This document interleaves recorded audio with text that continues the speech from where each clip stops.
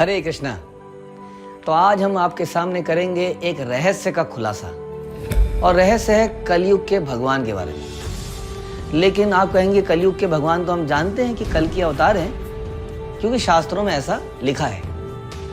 शास्त्रों में जो जो अवतार जब जब लिखे तब तब वो आए और उन्होंने वो लीलाएं करी जो शास्त्रों में लिखी हैं। लेकिन आज हम आपको बताएंगे कि ऐसे अवतार के बारे में जिसका उल्लेख सभी शास्त्रों में है, लेकिन कोई नहीं जानता कि वो भगवान है, क्योंकि वो हैं गुप्त अवतार, यानी कि हिडन इनकारनेशन। लेकिन आज इस रहस्य को हम सबके सामने खोल के रख देंगे। तो आइए देखते हैं इस अवतार की कुछ पर्सनल इंफॉर्मेशन और देखते हैं कैसे ये शास्त्रों से साबित होती है। तो हम शुरू करते हैं आदि पुराण से। आदि पुराण में लिखा है कि मैं एक ब्राह्मण भक्त के रूप में प्रकट होऊंगा और अपनी वास्तविक पहचान छुपाऊंगा। मैं समस्त लोगों का उद्धार करूंगा। तो अगला पुराण है कूर्म पुराण, जिसमें इस गुप्त अवतार के आने का समय लिखा है। परम पुरुष कलयुग के प्रथम भाग में प्रकट होंगे। वे कलयुग के कष्टों में जलते हुए देहधारी बद्ध जीवों का उद्धार करने के लिए एक ब्राह्मण के घर में प्रकट होंगे। और अभी जो चल रहा है वो कलयुग का प्रथम भाग ही चल रहा है। तो अगला पुराण है गरुड़ पुराण। तो गरुड़ पुराण में बताता है कि ये गुप्त अवतार कहाँ पैदा होंगे और इनकी माता का नाम क्या होगा। मैं नवदीप मायापुर में सची के पुत्र के रूप में जन्म लूंगा। कलयुग के प्रथम भाग में मैं अपने पूर्ण आध्यात्मिक रूप में आऊंगा। तो नवदीप मायापुर, जो कि इस वक्त वेस्ट बंगाल में है, और माता का नाम सची देवी। तो गरुड़ पुराण में ही हमें और जानकारी मिलती है कि भगवान का रंग कैसा होगा, यानी कि कॉम्प्लेक्शन, उनकी पत्नी का नाम क्या होगा, वो कौन सी जगह पर प्रचार प्रसार करेंगे और वो कौन सा आश्रम लेंगे, यानी कि वो गृहस्थ होंगे या सन्यासी होंगे। कलयुग के प्रथम भाग में भगवान स्वर्ण सदृश रूप में प्रकट होंगे, यानी कि उनकी कांति कॉम्प्लेक्शन स्वर्ण होगा, गोल्डन होगा। पहले वे लक्ष्मी के पति बनेंगे और फिर वो सन्यास ले लेंगे। भगवान जगन्नाथ के पास, यानी कि जगन्नाथपुरी में रहेंगे, जो कि एक दिव्य काष्ठ रूप में प्रकट हैं, यानी कि भगवान जगन्नाथ जो कि एक काष्ठ के विग्रह हैं। तो अब चलते हैं वायु पुराण में। तो वायु पुराण में भगवान के आने की एग्जैक्ट तिथि अवधि बताई गई है और बताया गया उनके पिताजी का नाम। मैं फाल्गुन मास में, जब फाल्गुनी नक्षत्र पूर्णिमा से संयुक्त होगा, अवतार लूंगा।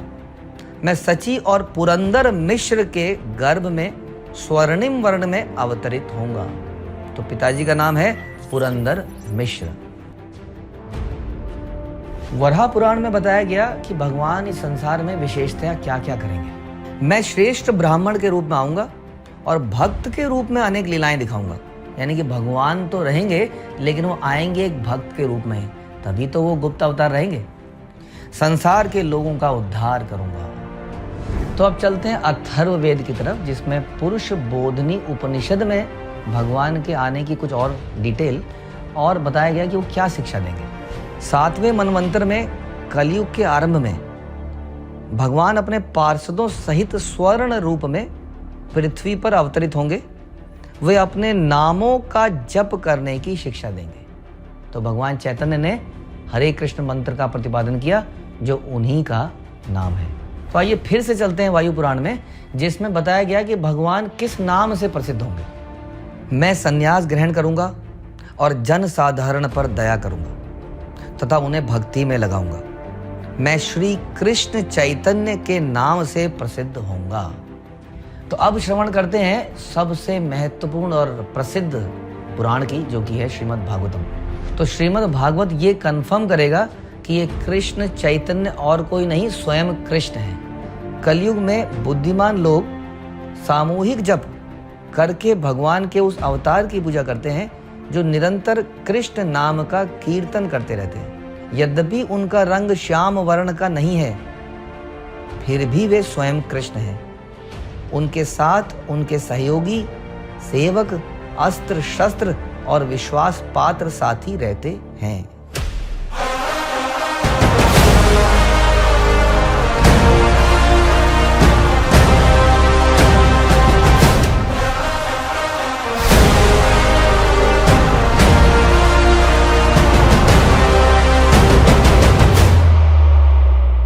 अग्नि पुराण में भगवान की रूप की कुछ और विशेषताएं बताई गई हैं। भगवान स्वर्णिम रूप में शांति से परिपूर्ण सुंदर लंबी गर्दन के साथ प्रकट होंगे। उनके चारों ओर अनेक संत भक्त होंगे। विष्णु सहस्त्र नाम को तो सारा संसार जानता है, इसमें क्या बताया है आइए खुद सुनिए। भगवान स्वर्णिम वर्ण के हैं। वास्तव में उनका संपूर्ण शरीर जो अत्यंत सुगठित है, पिघले हुए सोने के समान है। उनके पूरे शरीर पर चंदन का लेप लगा हुआ है। वे आध्यात्मिक जीवन का चौथा क्रम यानी कि संन्यास ग्रहण करेंगे और अत्यंत संयमी होंगे। वे मायावादी सन्यासियों से इस मायने में भिन्न होंगे कि वे भक्ति में लीन रहते हैं और संकीर्तन आंदोलन का प्रसार करेंगे, यानी कि हरे कृष्ण महामंत्र का संकीर्तन सारे संसार में फैलाएंगे। अथर्ववेद में भगवान के आने और उस जगह के बारे में कुछ और विशेषताएं दी गई। मैं कलयुग में 4000 वर्ष बीतने के बाद और 5000 वर्ष बीतने से पहले 4000 से 5000 वर्षों के बीच में पृथ्वी पर अवतरित होऊंगा, जो कि अभी समय चल रहा है। वह विशेष रूप से कहां प्रकट होंगे? मैं पृथ्वी पर गंगा के तट पर आऊंगा। तो नवदीप मायापुर गंगा के तट पर है। मैं एक दीर्घकाय और साधु ब्राह्मण होऊंगा। मुझ में एक श्रेष्ठ व्यक्ति के सभी लक्षण होंगे। मैं त्याग का प्रदर्शन करूंगा क्योंकि उन्होंने संन्यास आश्रम लिया। मुझ में सभी शुभ लक्षण होंगे। मैं एक भक्त होऊंगा। भक्ति योग का अभ्यास करूंगा। मैं अपनी भक्ति का रस चखूंगा। तो भगवान भक्त बनेंगे और अपनी ही भक्ति का रस चखेंगे। इसीलिए वो हमेशा संसार में एक भक्त एक साधु के रूप में आए और लोग इस छुपे हुए भगवान को पहचान नहीं पाए। प्रहलाद महाराज का नाम तो आपने सुना होगा, वही जिनके लिए नरसिंह भगवान अवतरित हुए। प्रहलाद महाराज भी अपने प्रेयर्स में श्रीमद् भागवत में इसको कंफर्म करते हैं कि कैसे चैतन्य महाप्रभु आएंगे।